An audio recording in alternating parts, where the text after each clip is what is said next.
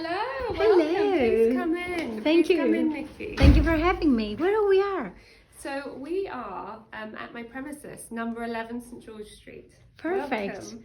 Can you make us a tour here? Yeah, of course. So this is the shop area. This is where I see customers.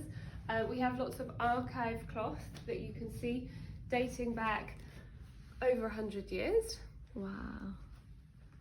And then we will have all the cloths per bunch. Mm-hmm. If you come in here, this is the first fitting room. Wow. So up that's here beautiful. you can see we have old ledgers. Wow. Okay. And lots In of here? old paintings and prints. Here we are, there's Winston Churchill up at the top. Another fitting room. Mm-hmm. And this is the third and final fitting room, which is the best fitting room because you can see from all angles. Very spacey. Yes. Okay. And then down here, sorry, it's a bit of a mess. This is my cutting table and my space and all of my customer suits. Okay, can you show us some styles for men and women? What would you Yes. suggest? So,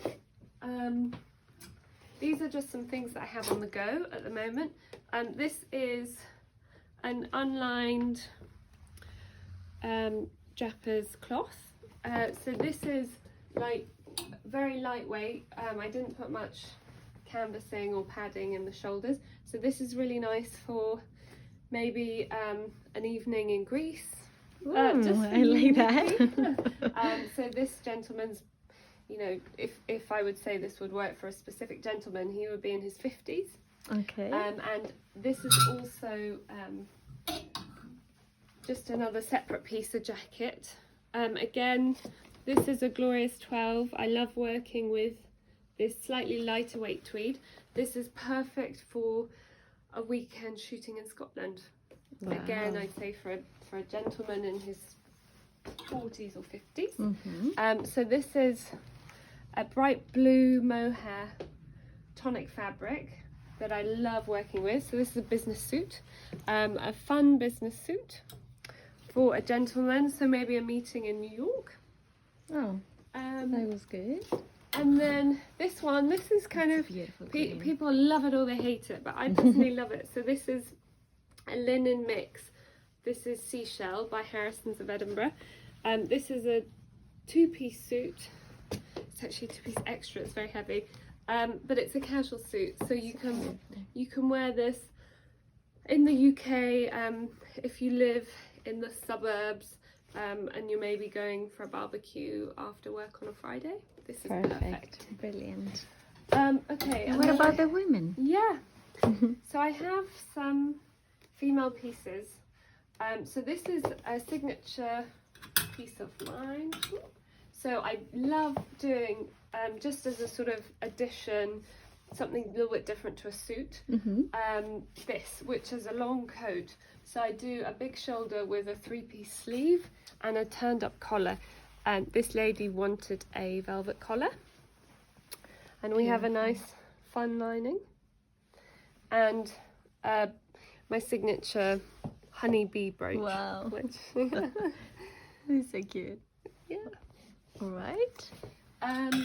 So this, I also did a dress. This is a tobacco flannel. I did a dress and a skirt for this lady in it. So this, Within the coat? yeah, or in so separately? it's actually with the client, Okay. but yeah, same fabric. So this is, I almost want to pop it on because this is a It's sort a of Jackie. yeah, it's a jacket. It's like a Jackie Kennedy jacket. So it has just an invisible clip here, and it fits really nicely around the body.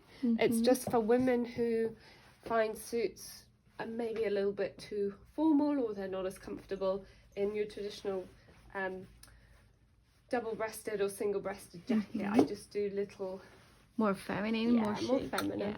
Yeah. So this lady, we're actually doing Wow, wow. yeah, more Nice. funky lining. So a completely separate trouser but it's like coincidentally the same colour. We just both loved it, and we were like, let's do it. She wanted a comfy pair of flannels for winter.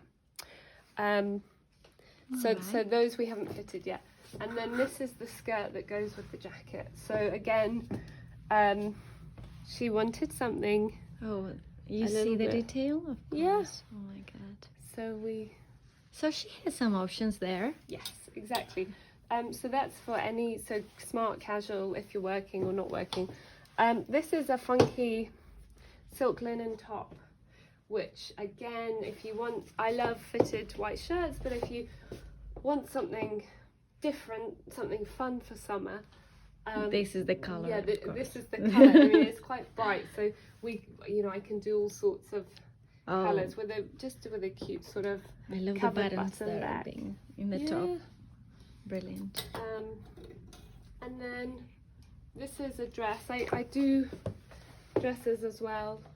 Ladies like to have lots of different pieces in their wardrobe, and I decided to do a fun neckline, and then the sleeve, it's kind of tight to the elbow and then it flares out, so you have freedom to move around in meetings. Nice, a nice waist. Yeah, and then a fun detail at the bottom with a hidden beautiful pleat. Yeah, so that's. So we have some proposals for men and women.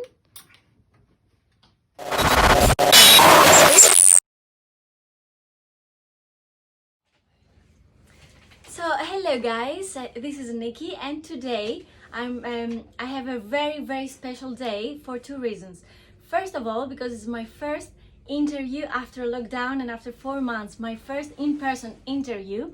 And secondly, because my today's guest is a female tailor, a British one, and I'm so honored to be here today with you, Caroline. Thank you so much for being here. It's such an honor to be interviewed by you, Nikki. Thank you so much for having me in this beautiful premises. It's a really honor to be in a place, and especially talking with you. So let's have everything from the start. How did you manage to open this place and come here in the center of London?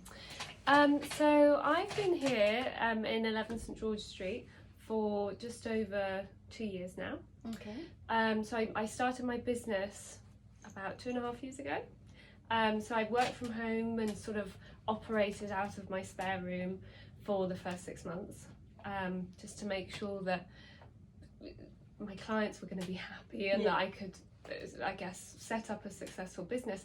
And after 6 months, my spare room was bursting with client suits, and it was all going well, and I was spending lots of time running around from presses to alteration tailors to clients' houses. So I figured I needed a premises. Okay. And in tailoring, my sort of ideal place to be is a stone's throw from Savile Row. Of course. So I center of tailoring. Yes. And how do you feel? Because I don't know any other female tailors being in Savile Row. I think it's one more, maybe. There are quite a few. So there are a lot of female coat makers on Savile Row, and there are a handful of female tailors who have their own businesses, but not in this building. So this building is home to a lot of tailors. So we have the basement, I'm on the ground floor, you have the first floor, second floor, third floor, I don't remember. There's about 5 floors, and we're just packed full of tailors, alteration tailors, also other companies, coat makers, trouser makers, and I'm the first female-owned business to open their own since tailors moved into the building 100 years ago. Wow. In 1918. So it's nice. Wow. It's just me and lots of sort of men in their 60s, British tailors, on the ground floor.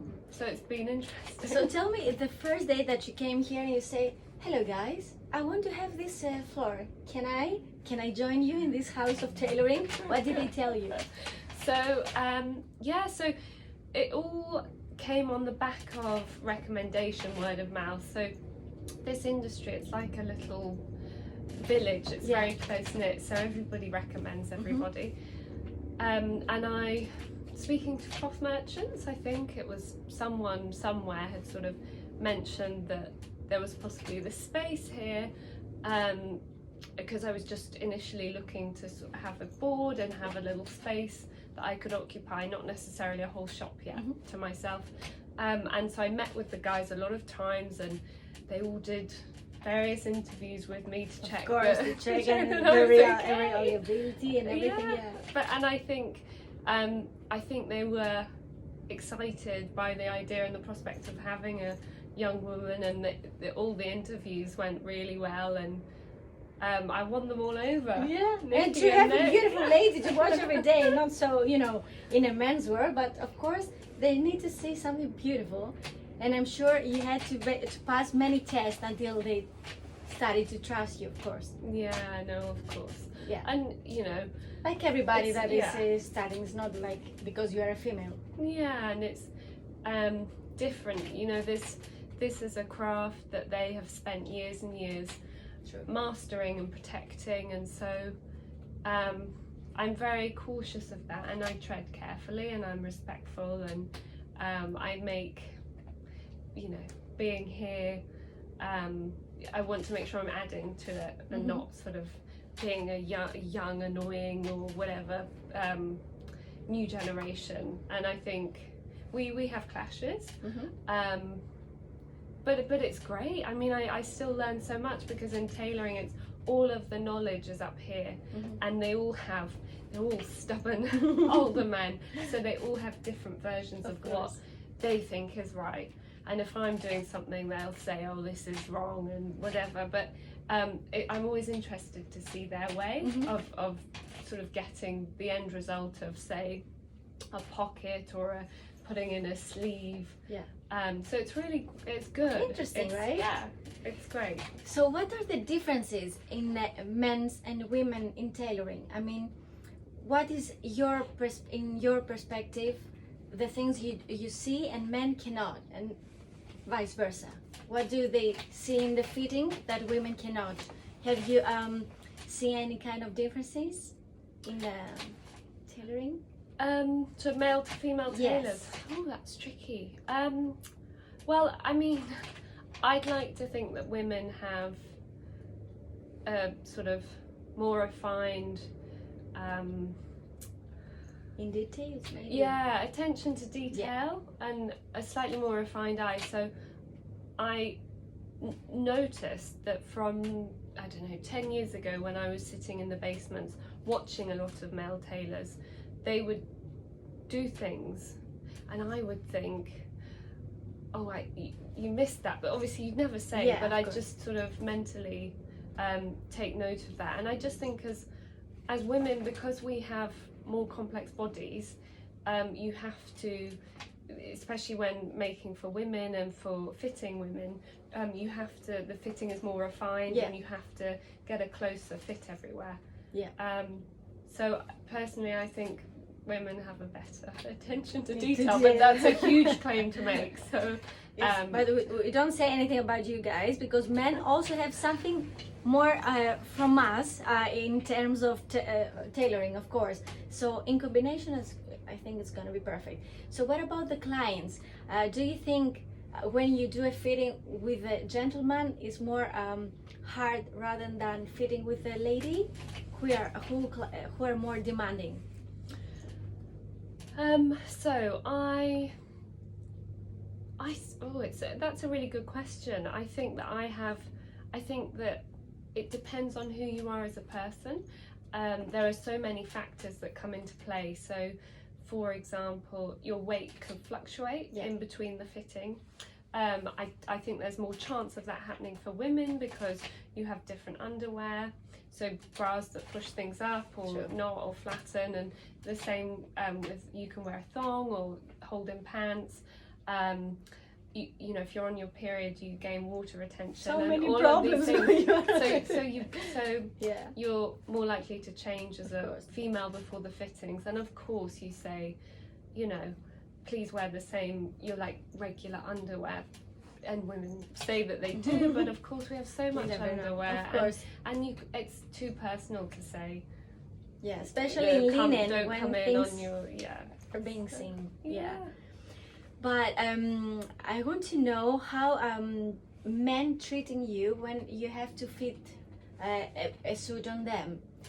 Do they tell you? Because as I can see, men are mostly knowledgeable about tailoring these days, more than women. So I think men will know what to expect. Or no, is it my assumption wrong? So no, I think that's a good assumption. I think men are more used to getting suits made than women, definitely. But I think it's also a cultural thing. So I think that I have a lot of clients, for example, one I was speaking to today, a female client from India originally, and she said, you know, Caroline, having custom clothes made and tailored clothes, it's how I was brought up. It was never a luxury. It's just something we did. Yeah. You would always have your clothes made for you because it was just the way they were brought up, and you know, her mum would always bring her fabulous fabrics. So and this was their lifestyle, their way. So exactly, and so I think it is sort of embedded in some certain people's cultures. Whereas, say for British, it's not really, but it traditionally has been in the male side of British men, and less so in the female. So women should start a little bit search about the bespoke suit, and because I know they will trust more a ready-to-wear suit, but of course they need to know what is behind a nice bespoke suit, what they offer, what this suit offers to them, because of course they can pay a lot of money to take a ready-to-wear suit, which is gonna be from a very famous designer probably. But what is the magic behind the bespoke suit in order to start a little bit, you know, to know the culture behind? Yeah, sure. So Nikki, I think that having something that is made for you and that nobody else has is just so special. And that is a huge advantage of what we do. Having, even if you have something made and say it's a unique piece to a luxury brand, it still hasn't been made for you if you're buying it off the catwalk, whereas what we do, it fits your body, it's unique to you, and you own it. It's not like you pay something and you own it. This is just for you. And I think also the experience that you have with your tailor, which is more intimate rather than going to a place and buy something. So the experience with the fitting, how many appointments should someone have with you until the suit is ready? So we have the first consultation, which is just where we have a chat similar to this. I just want to find out what they want to suit for, what their lifestyle's like, whether they get hot or cold, whether they travel a lot. So I'm constantly thinking about functionality of the suit, of the fabric, colours that they like, events that they go to, what job they do. So I just sort of processing all the information, and then we run through style. So some clients, male or female, have a clear sort of idea of what they want with style, and others who maybe are time poor and say, look, I've got 10 minutes, can you just measure me and can you do the fabric and everything? And so I say fine. So with each client, they're different. So some want to have a nice sort of 45-minute chat about what they want, and others say, Caroline, I got 2 minutes. Oh my god, so pleasure. So the first consultation, I go through the styling, I measure them, and then they go away, I cut the pattern, I order the cloth, I cut it out and make a base, like one of the suits over there. And then they come in for the first fitting, which is all loosely stitched together, just the fabric with some of the canvas and a collar. And then, so I do all of the fitting, and then they go away and I rip down the alterations. And then they come back for final fitting. Oh my god. So 3. So what is the best compliment a client has told to you after the whole procedure is end? Where they wear their suit. The best. People. I mean, people have said it's the best investment that they've ever made. People say that a lot about wedding suits, who are maybe guys who don't wear bespoke suits and they just wear one once for their wedding day, and it's so special. I love that. And just what I love is when people come back to me with, say, a year or two after they've bought a suit, and they'll say, you know, these things happened to me in this suit. Like, I presented to a board of 20 and we got this amazing deal, and it, you know, took me to CFO of this company. And it's the memories that people create in the suits. So they then have like good suits, you know, good memory suits. Yeah, the lucky suit. Yeah, the lucky suit, exactly. And that, and I think that's cool. It's kind of like perfumes. I don't know about you, but I relate smells to of course, every certain time. situations, and I think a lot of my customers relate my suits to good situations. So that's so nice. Yeah. So what you love most about this business is the feedback you take from people, or the awards you probably gonna take, because I know you are awarded already from 2020, right? 2020 you had an award. Yes. So how did this award came up? Yeah, so I got sent a Mayfair Times in the post, and I'm not subscribed to them, so I thought, oh, this is interesting. So I opened it, and there's various awards, and I'd been nominated for the Rising Star of Mayfair, which amazing. It's great. I think it's honestly the best time to be a young female. It's really tough, but there's so much out there for us, and there's so much acknowledgement. Last month I nominated and I won a We Are the City another sort of Rising Star award, which is just great. It's great. I think people really want to support female entrepreneurs, and there's a big space for it, especially in the arts, because it's so you can see that your hard work is getting awarded. Not only because of the prize, but also from people's acceptance and from people's love, because the feedback you receive, and I can see it through your social media as well, it's amazing for the last years you are in the industry. So I want to know, what are the most common mistakes men mostly do when they are out there in the streets, and you see and you say, oh my god, why you do this? For aesthetic reasons, you know? Yeah, sure. So my pet peeve, I think, and it's like a big thing in Mayfair, is when men wear puffers under their suit jackets. I think it's like, so it's I've heard it's kind of like I work in a hedge fund status. It's quite a European look. Yeah, so they want to exposure that. Yeah, so they wear like a zip up puffer, you know, little gilet thing under their suit jacket. Why they don't wear a vest or something else? Yeah, exactly. And then we have a British fleece called a shuffle, which is sort of a country fleece.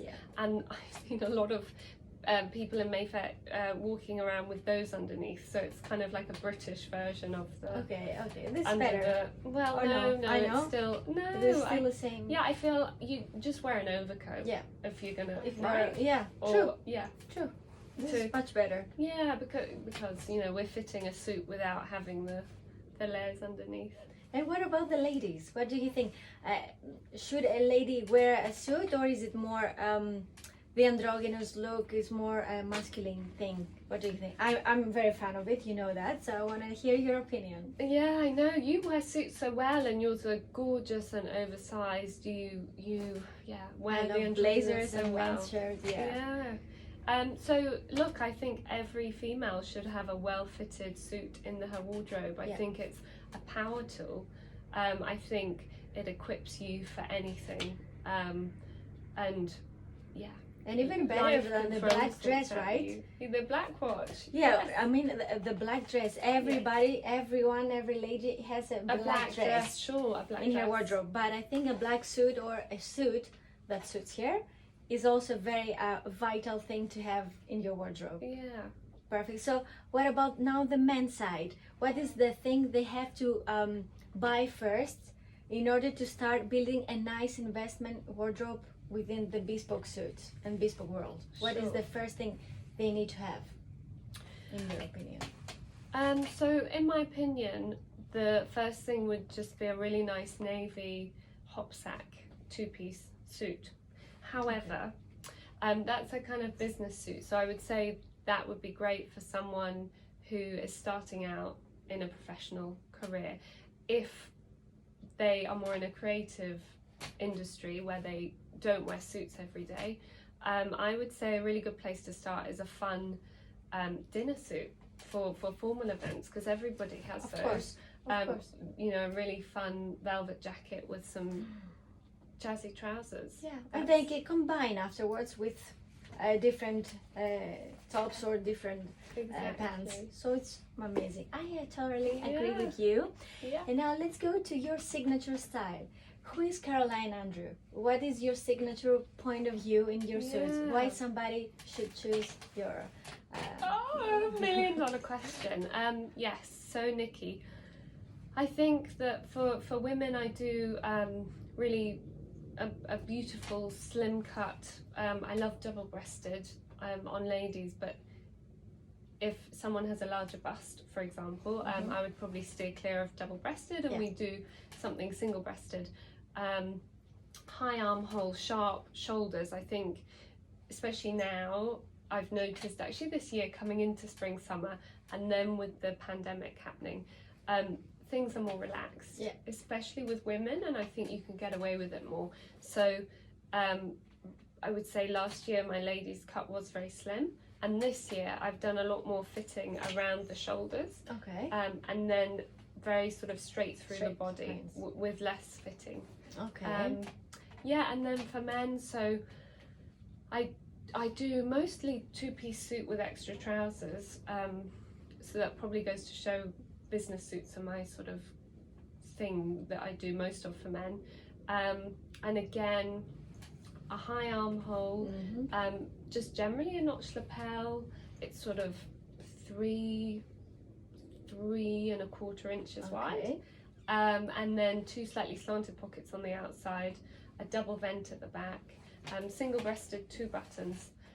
So I've learned all of the traditional Savile Row methods, and a lot of my clients are more contemporary, so they'll like middle-age finance guys, they work for PE firms, younger guys, and the method that I've learned, it's quite a traditional kind of cut, so I've adapted it to a more confident contemporary finish. Of course. So it's a sharper, more fitted suit. Perfect, perfect. So now let me ask you, since you mentioned the pandemic, what was the thing you missed more by missing your workshop? I don't know if you were visiting the atelier or if you were staying at home. What did you do these months? Oh, so we've been shut, so I haven't unfortunately been able to come in to the shop. Yeah. We just opened on the 15th. So it was new working from home, I know. sharing the obviously space and things. So I redid my website. So I used that as an opportunity. I thought, right, I'm time rich and I guess kind of money poor. So I thought Yes, but you balance it. I'm gonna just try and redesign the website. Perfect. Because normally it's something that I would just probably, to be honest, Leave it Nikki, somebody else. yeah, I would pay to have that done. The same with SEO, search engine optimization, and all these things. I thought, right, well, I might as well utilize this time to understand it. Yeah. And I spent the time connecting with clients, Oh, just that's yeah, good. like doing some Zoom calls, making sure they're okay. The new era. Yeah, The new exactly. The Can you virtual hear reality. me? Can you see me? You're foggy. Hello. The fabric is blurred. You have to go closer. Yeah, exactly. I know, very difficult, the virtual reality, but I think we get used to it. And I want to ask you, what things you see they're gonna change at the moment in the future of tailoring? I mean, what current thing bring to us? The new things gonna bring? Maybe new style trends, like women. We did have in the past like pajamas, suits. I don't know if Yeah, you're saying like yeah, a no, trend. you're right. The silk ones. I don't know, is it gonna happen like this, something for the men's, or what do you see also changes stylish wise and for sure economically speaking? Okay. So for tailoring, I think that temporarily everything's going to relax. People are talking a lot more about unlined jackets and having less structure. Yeah. However, there's a lot of safari jackets as well. But I love safari. I know they're really nice, but equally, they're, I guess, like seersucker and various fabrics. They're an acquired taste, and I don't think that a lot of my clients, I don't think I can kind of move and talk them into safari jackets. I've read some amazing articles recently on the FT. I forget who they're about, but it's basically about dressing well is a sign of respect, and it always has been and it always will be. And I think that True. I think we all sort of panicked because it's tailors and I'm not online. I just depend on seeing people face to face and essentially making suits. I sort of thought about how I could adapt the suit, but there's not, I don't know, too much I can do to make it more relevant to after the pandemic. So I believe and I hope that actually things will return to normal. Hopefully. And people will wear suits again. Yeah, for sure. Yeah. So do you think a gentleman should wear just suits, or do you think a nice, a good looking guy, nice, well dressed, should wear a little bit more casual suit or blazers? What do you think, in your opinion? The corporate style or something more? Like, let's say the Italian guys, you know. The Italians. They're more, you know, loose and they have more colors.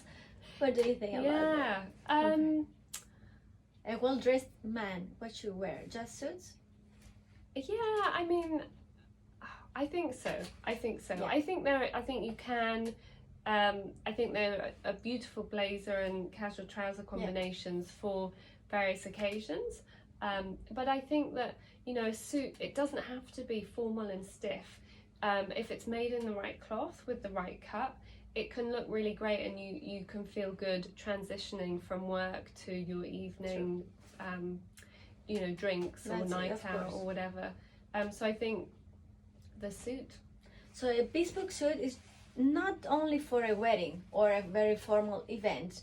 You can have something bespoke, very nice, fitted just for you, for any kind of occasion, for a nice first date. Yeah. For going out with your friends and you want to play. Yeah. There are so many occasions that you can have your own suit, and for men and for women, as we can say. So now let's go to PT chapter, because I think all of us missed PT this summer. Yeah. So what do you think it's gonna be now? It was postponed for January, so we're gonna face the next winter PT again. So what are the style you suggest people to wear for the next PT to come? That's a very good question. So I think it's normally cold, but actually I didn't find it. You were there in January. Yeah. It wasn't too cold, was it? Did you get this cold? winter wasn't. No. The last winter it was cold. Very cold, to be honest. Yeah. So I think a nice flannel, a really good flannel, a nice sort of wool hop sack. I have a favourite Scottish mill who, there's like a couple of fabrics they do that I really like. Black watch tartan. It's really cozy. I know. Sorry, I had to get it in there, Nikki. Okay, yeah, sure, I know. What else? Like, a nice overcoat. I guess you can wear just a nice two-piece suit. Any fabric, wool, cashmere blend, mohair. Might be a bit thin, and just throw a really nice cozy overcoat over the top. And what about the colors? Dark navy, black, green? What do you think? It's gonna be more experimental this year? since we all want to, to feel more Yeah. creative and exposure?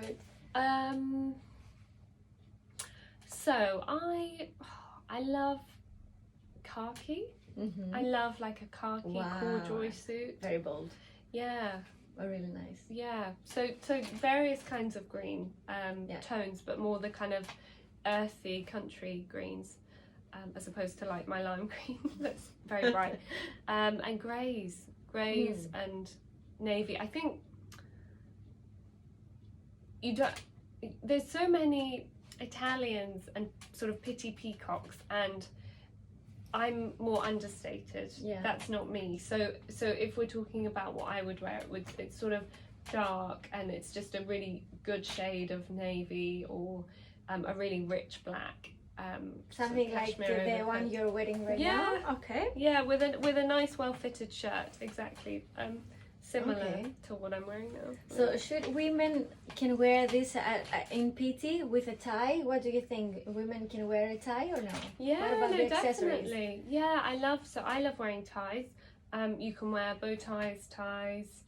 Yeah, there's lots of even like a nice silk neck Scarf, scarf yeah. or a scarf. Yeah. Yeah. So let me close the chapter of PT just by saying what is the purpose of women in PT? Do you think we do have a space there? Do you have enough space to be creative in PT, or it's just the men's world that women are not fitted so well? Yeah, I mean, I think the focus is on men.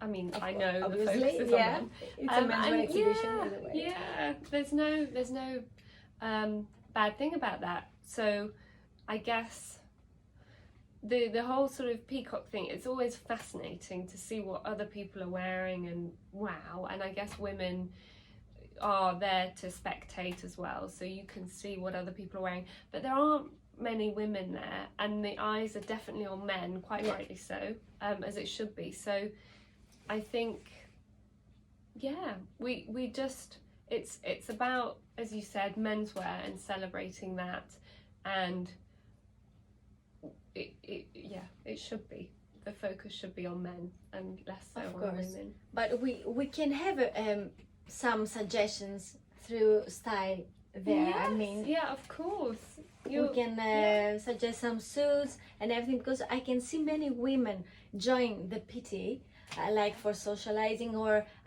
being the company of gentlemen, of course. But I want to see more suggestions from women in the bespoke world. I don't know if it has to be another kind of event for the ladies, but I think we do have some kind of voice in PT world. Maybe less heard than the men's, but we can say something. Yeah, we do definitely have some kind of power. Yeah, of course, because there are less women who, I think personally, who go and sort of spectate and watch and walk around, but there are women who are in a lot of the stands and who run a lot of these menswear companies. So you're right. And many women that they're involved in accessories. Yes, There are very creative ladies out there that I'm very delightful to see them every year, and twice a year, of course, when I visit PT. So now let me ask you about sustainability, which is one of the most valuable subjects in the last months through social media and Instagram Live. Everybody's talking about transparency. Everybody's talking about ethical fashion. What is your opinion on that? Because everybody says we have to switch from fast fashion and now invest to a nice bespoke suit, which is quite a very nice start to be more sustainable. What is your opinion on that?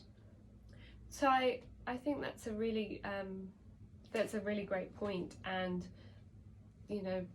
buy less, spend less, and just make sure it's better quality.